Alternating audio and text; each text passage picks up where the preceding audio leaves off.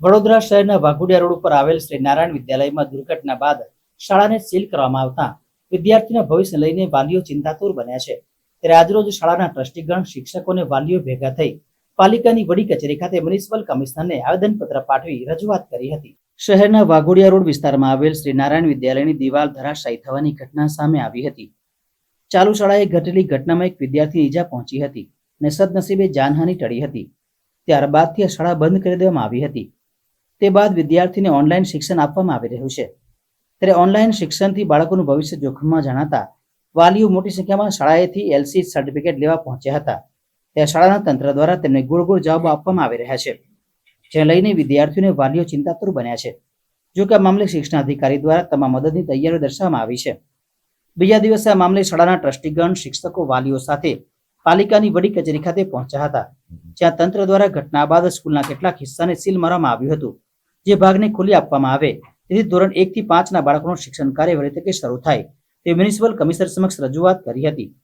નોંધનીય છે કે વાલીઓએ બાળકોના ભણવાને લઈને શાળા સંચાલકો, ટ્રસ્ટીઓ કંઈ કરતા નથી। 1 મહિનાથી ઓનલાઈન શિક્ષણ ચાલી રહ્યું છે, બાળકો ઘરે ભણતા નથી, એટલે તેમને સમજ પડતી નથી। જેવું શાળામાં ભણતર મળે તેવું ઘરે ન મળે। 6ઠા ધોરણથી બીજી શાળામાં લેવામાં આવ્યા છે।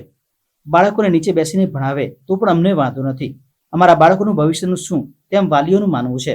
ખોટું સર્ટિફિકેટ રજૂ કર્યું એટલે અમે એમને સસ્પેન્ડ કર્યા છે, એટલે જ અમે સીલ કરી છે। અને જ્યાં સુધી આ એનું પ્રોપર સ્ટેબિલિટી નહીં આવે ત્યાં સુધી આ સ્કૂલ બંધ જ રહેશે, સીલ જ રહેશે। અને આ સિવાય અન્ય સ્કૂલનું નહીં આવે તો એ પણ સીલ એટલે ટ્રસ્ટીઓ દ્વારા વાલીઓને એવું કહેવામાં આવ્યું છે કે સીલ ખોટી રીતે આપની સામે મેં કીધું, આ બધા વાલીઓની સામે પણ હું કહું છું, સીલ જરાય ખોટી રીતે નથી કર્યું। એમના બાળકોની સુરક્ષા માટે જ્યારે સ્કૂલ પડી એના પછી અમે સીલ કર્યું છે, અને સુરક્ષાના ભાગરૂપે શહેરની તમામ સ્કૂલનો અમે ચેક કરી રહ્યા છીએ, સ્ટેબિલિટી સર્ટિફિકેટ માંગી રહ્યા છીએ। કોઈ પણ વાલી એમ કહેતું હોય કે અમે ખોટી રીતે સીલ કર્યું છે, તો આ સ્કૂલનો જે બિલ્ડિંગ પડી છે એનો બનાવ જે પ્રસ્થાપિત કરે છે કે એ અમે સીલ સાચી રીતે કર્યું છે, એની પહેલા અમે સીલ નથી કર્યું। અમે કોઈ પણ શિક્ષણ કાર્યમાં અડચણ રાખવા માંગતા નથી, ફક્ત ને ફક્ત સ્ટુડન્ટની સેફટી જ અમારો કન્સર્ન છે।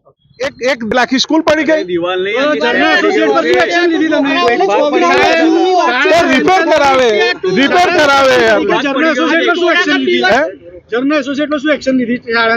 અત્યારે તો છોકરાને શિફ્ટ કર્યા આપણે, અને છોકરાનું આજે ના કે સ્કૂલ તો રિપેર થાય નહીં, કદાચ કરવી હોય તો બરાબર। એટલે એજ્યુકેશન અગત્યનું છે, એટલે એજ્યુકેશન આપણે 6 થી 8 તો 12નું કરાવી દીધું છે। આજે પ્રશ્ન 1 થી 5 ને બેન્ચીસો નહોતો તે આપણે કમિશનર આવીને સોલ્વ કરી દીધું, બરાબર। એટલે ક્યાં પ્રશ્ન છે? અમને વાલીઓ કીધું કે સાહેબ અમે તમારા જોડે આવો એટલે અમે આવ્યા છીએ। ટ્રસ્ટ પાસે એટલા પણ પૈસા નથી કે ઇન્ટરનેશનલ શાળામાં એની સગવડ કરી શકે, પણ એ ટ્રસ્ટ તમે ત્યાં પૂછવાનું સીલ કરવાનું, સીલ ખોલવાનું કારણ શું? એટલે સીલ ખોલવાનું કારણ એટલું છે કે એવું કહે છે, કાલે વાલીઓ ત્યાં ગયા હતા તો કહે છે કે બેન્ચીસ આનામાં તો ખભો તમે વાલીઓનો કર્યો ને? નહીં। કેટલા વર્ષથી તમે નોકરી કરો છો? હું 10 વર્ષથી। પણ નહીં હોય તો અમે અમારી જ પાટલીઓ છે, ખોટો વેસ્ટેડ ખર્ચો કરો એના કરતા આવી જાય। ફી વધારો થશે તો એના માટે માંગણી કરો? ના ફી વધારા માટે તો ના કરે, બધું મીડિયમ લેવલ નું વાલી છે સર। ટ્રસ્ટી પાટલા પાડે ભાગી ગયા? ના ટ્રસ્ટી અંદર જ ગયા છે, ટ્રસ્ટી ગયા નથી, ટ્રસ્ટી અમારી જોડે જ આવ્યા છે। ઇન્ટરનેશનલ નારાયણમાં જ કરવાના છે પાછળ।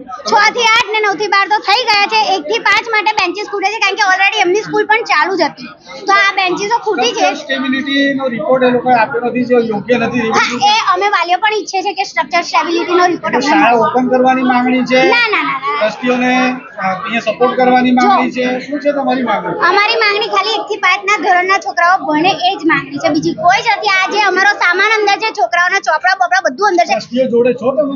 પણ ના, અમે તો વાલી જ છે સાહેબ।